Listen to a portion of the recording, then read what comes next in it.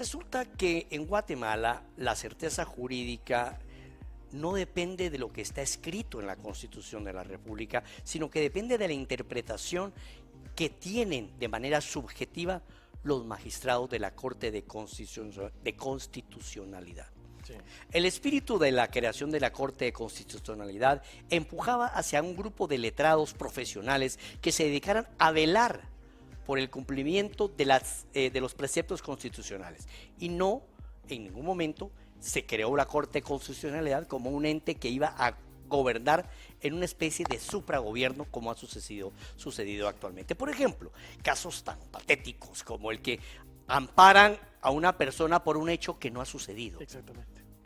Como así, pues, o sea, mire, ya están legislando a futuro, dan amparos a futuro. Así es. O sea, lanzan advertencias, es tremendo. Corrigen cartas, en fin. Bueno, para hablar de este tema, tengo a una persona, al licenciado Giovanni Frati, que ha sido partícipe de una cantidad de señalamientos a nivel nacional e internacional de estas aberraciones. Así que quiero cederle la palabra, Giovanni Frati, sí. Gracias por acompañarnos. Vamos a tener aquí un análisis ya más que jurídico. Sí.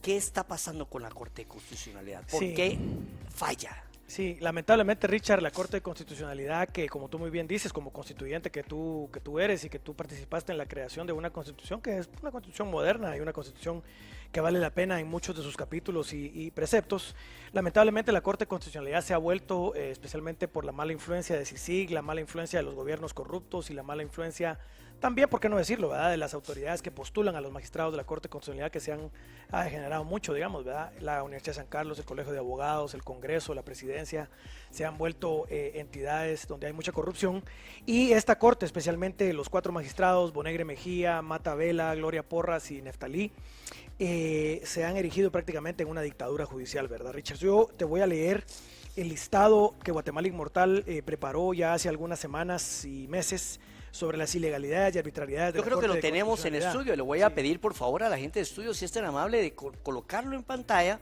para que vayamos discutiendo el primero de cada uno. Entonces, por ejemplo, mira, número 1, se atentó contra la independencia judicial al impedir que el presidente electo en el año 2018 ejerciera sus funciones, y se negoció con 2 magistrados de la Corte Suprema de Justicia para que se promoviera una nueva votación. Eso es para quitar a una presidenta de la Corte Suprema de Justicia que Helen Mack no quería. Después, número 2, se anuló el nombramiento de varios gobernadores departamentales y se ordenó actos contrarios a la Constitución, impidiendo la UNE en aquel momento, en el primer año del presidente Morales, nombrar a los gobernadores tal y como la Constitución se lo garantiza y permite.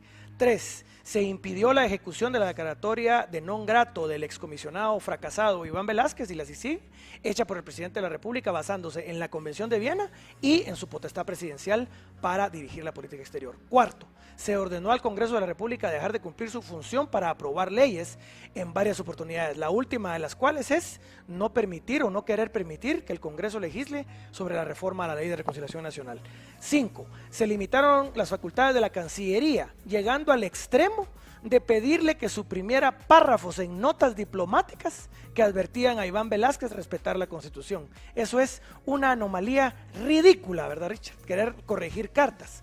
6, retardo malicioso en asuntos judiciales por me parece que fueron más de 400 días, y la quiebra efectiva de la mina San Rafael, la inversión más grande del país, dejando a 4,000 personas sin empleo por ese fallo ilegal.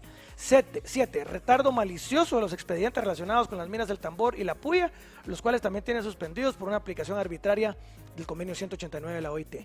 Debido al retardo malicioso, han dejado a miles de personas desempleadas. 9, retardo malicioso por más de 10 meses de resoluciones de expedientes que atentan contra la independencia del fiscal general y el jefe del Ministerio Público, María Consuelo Porras. Y en la siguiente página que les hemos mandado está, por ejemplo, la número 11, que es suspensión arbitraria, injustificada y sin base legal de la integración del Pleno de la Corte Suprema de Justicia. Y impedimento al doctor Conrado Anulfo Reyes para ser magistrado suplente de la Corte de Constitucionalidad, porque no le convenía en ese momento a los poderes políticos que controlan la Corte de Constitucionalidad.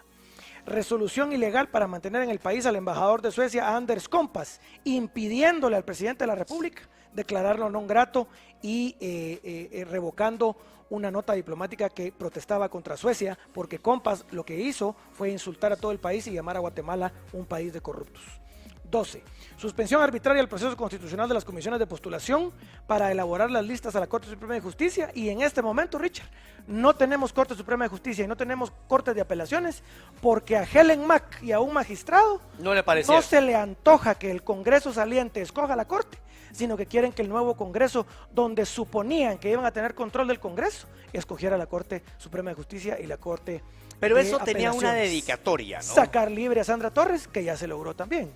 Porque de adrede, la FESI la acusa de un delito que ya está derogado. Por supuesto, un mamarracho de acusación penal para que suceda lo que sucedió, que es que la señora está en su casa comiendo pan caliente con una medida sustitutiva.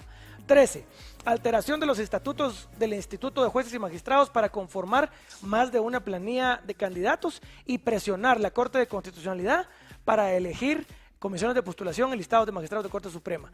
14. Orden ilegal y arbitraria de prórroga de funciones, lo que es una violación a la Constitución y a los plazos legales, para que se queden más allá del periodo constitucional la Corte Suprema de Justicia y la Corte de la Sala de Apelaciones.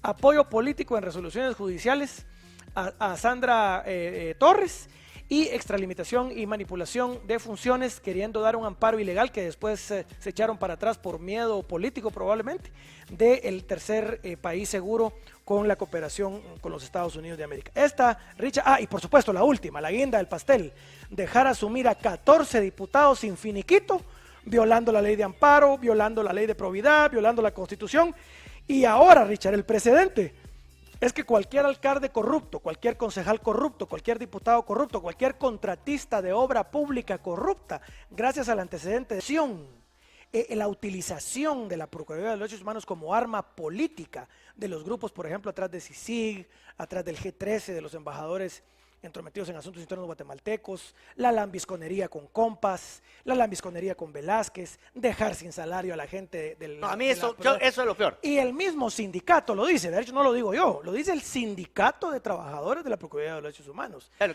Y la cobardía también, porque hay que decirlo, de algunos diputados, de no destituirlo, Richard, porque realmente este señor ya se ganó hace rato su destitución, ¿verdad?